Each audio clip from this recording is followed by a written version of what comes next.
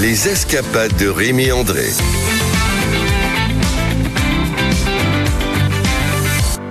Bonjour Rémi André. Bonjour John. Allez, il est temps de repartir en balade avec vous dans vos escapades dans les terroirs. Cette chronique, qui, depuis la mi-juillet, nous emmène au cœur des territoires à la rencontre de celles et ceux qui les façonnent.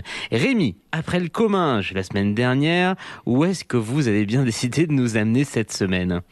Alors c'est une escapade un peu différente cette fois. Plutôt qu'un seul territoire, je vous propose cette semaine une tournée des fromages du Sud.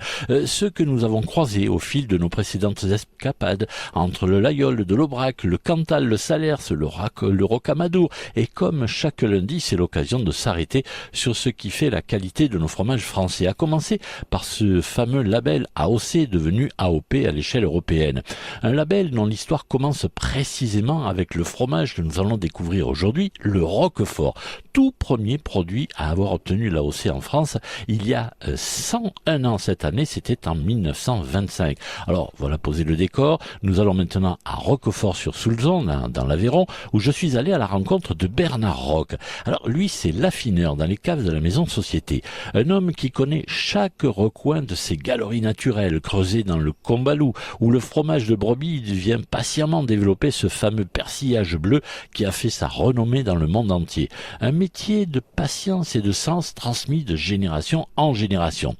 Bernard, qu'est-ce qui rend ces caves si particulières pour l'affinage ? Affineur, c'est un métier vraiment passionnant, puisque affineur, déjà, il faut aimer beaucoup la nature pour arriver à être affineur.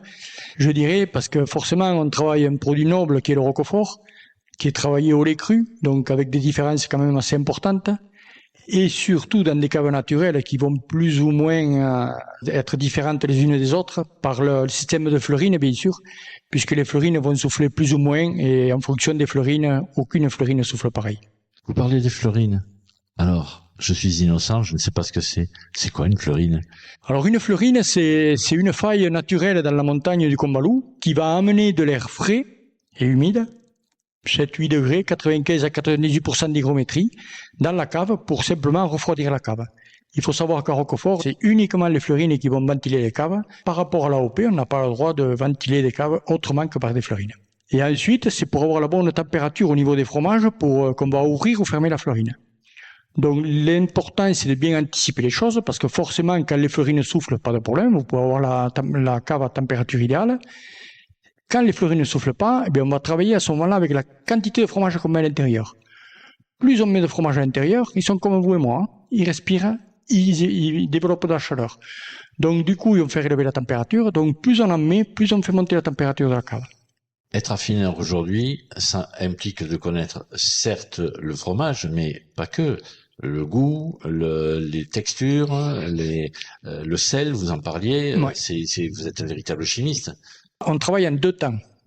Quand les fromages arrivent, là, à ce moment-là, on ne le goûte pas. Tous les sens servent, sauf le goût.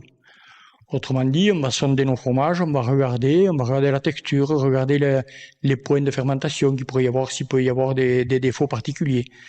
À ce moment-là, déjà, on va classer les fromages en deux catégories, les meilleurs, les moins bons. Ça permet justement d'avoir une classification pour savoir exactement où c'est qu'on en est au fur et à mesure de la saison.